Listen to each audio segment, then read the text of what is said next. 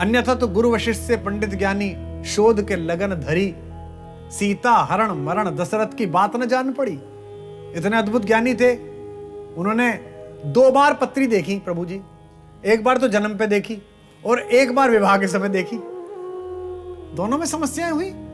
गोस्वामी जी कहते हैं कि गुरु के चरणों की कृपा से हृदय के निर्मल नेत्र खुल जाते हैं, जिससे क्या होता है, भवसागर रूपी रात्रि के समस्त दुख और दोष मिट जाते हैं। गोस्वामी जी ये भी कहते हैं कि गुरु की जो चरण रज है और नख ज्योति है, इसकी कृपा से रामचरित्र रूपी जो गुप्त मणि है, माणिक्य है, वह सब हमारे समक्ष जागृत प्रकट हो जाता है।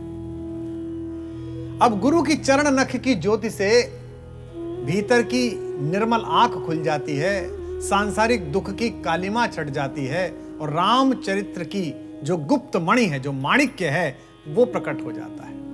देखिए, रात्रि के समय अगर आप किसी पर्वतीय स्थान पर जाइए तो जिस गेस्ट हाउस में आप जाते हैं उसमें आपको यह नहीं पता होता कि सामने क्या है।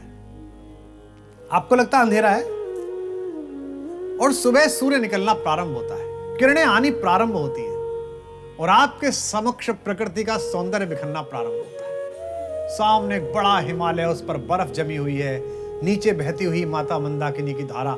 आप कहते ये क्या था?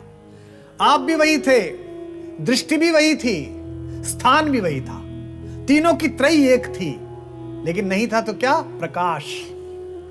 तो जगत का जितना भी ज्ञान है, राम भी वही है, उनके प्रति आस्था भी वही है, उनके प्रति विश्वास भी वही है, ईश्वर की अवधारणा भी वही है, आप भी वही है, पुस्तक भी वही है, साधु भी वही है। आपके जीवन में उसने प्रवेश नहीं किया। तो गोस्वामी जी कहते हैं जैसे सूर्य की किरण अंधकार को नष्ट करते थे, एक बाण काटी सब माया, रामचरित ऐसे ही दुखों को दूर कर देता है। जासु ज्ञान रवि भव निशि नाशा, और तीनों प्रकार के दुखों को नष्ट कर देता है। 3 प्रकार के दुख कौन से हैं? दैहिक, दैविक और भौतिक। दैहिक यानी कि शारीरिक दुख जो शरीर के माध्यम से प्राप्त हुआ है, दैविक दुख जो प्रारब्ध ने तय कर दिए। बड़ी योजना पूर्वक पश्चिम ने हमारे जीवन में एक शब्द बोया है जिसे भाग्य कहते हैं, फेट, और बहुधा लोग उसे ही प्रारब्ध समझते हैं। नहीं, डेस्टिनी अलग है और फेट अलग है, भाग्य अलग है और प्रारब्ध अलग है।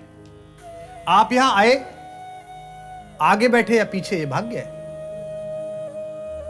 लेकिन आपको यहां बैठना था और इस क्षण में सम्मिलित होना था, यह प्रारब्ध था कि आयु के इस पड़ाव में आपके जीवन में यह घटित होगा। इसीलिए भाग्य के बदलने के ज्योतिषीय समीकरण है, प्रारब्ध के बदलने के लिए नहीं है। अन्यथा तो गुरु वशिष्ठ से पंडित ज्ञानी शोध के लगन धरी, सीता हरण मरण दशरथ की बात न जान पड़ी।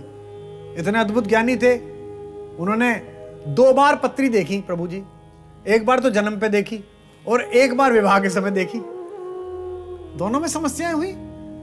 तो वो प्रारब्ध है, वो भगवान भी जब पृथ्वी पे आएंगे तो उस प्रारब्ध से बद्ध होके आएंगे और उसी के अनुसार आचरण करेंगे। पूरा वीडियो देखने के लिए संपूर्ण श्री रामचरितमानस के YouTube चैनल को सब्सक्राइब करें और बेल आइकन दबाना न भूलें।